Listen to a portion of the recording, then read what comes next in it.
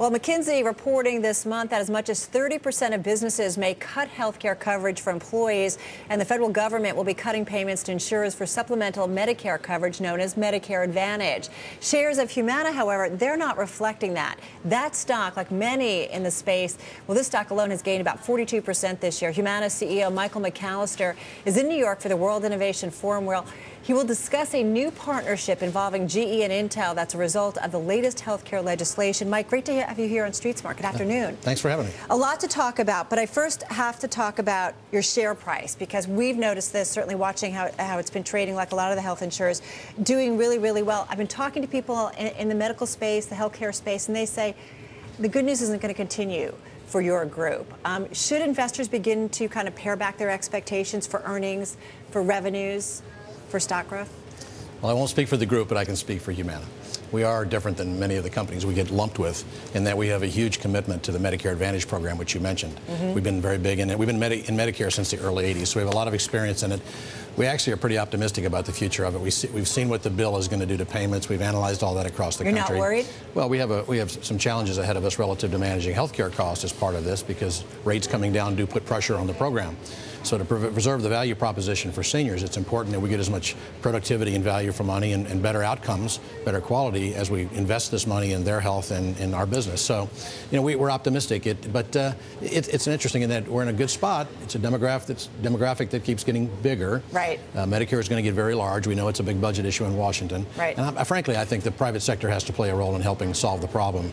Let me, though, cut to the chase here. If the government's going to be cutting payments to insurers for Medicare Advantage, which you guys are a big player in, what's that going to do to margins? Isn't that going to hurt you? Even if there's more and more seniors to take care of, there's a lot of pressure to cut costs. Isn't that going to hurt you guys ultimately? Well, those cuts were embedded in the bill that was passed, and we've looked at that into the future and tried to analyze where we're going to sit against our capabilities, and we feel pretty good about that.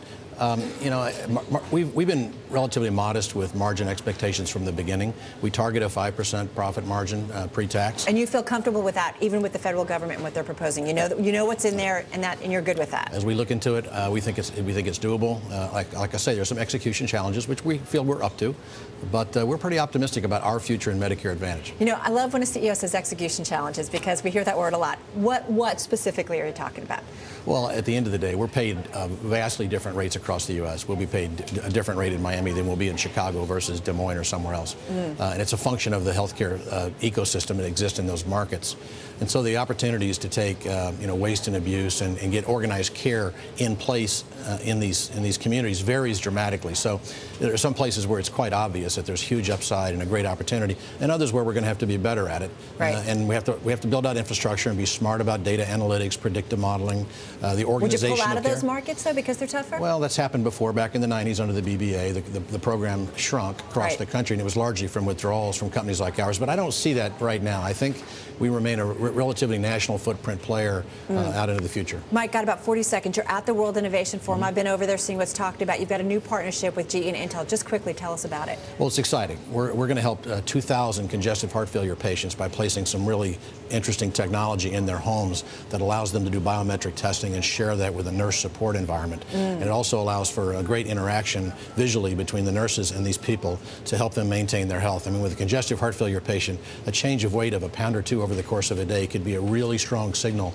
there's a medical event coming. So we believe there's real upside helping people stay in their homes, keeping them out of institutions, and keeping them healthy in whatever status they're in. Most seniors are chronically ill in some fashion, and we believe there's a real opportunity to help them stay in their houses. All right, that sounds like an interesting program.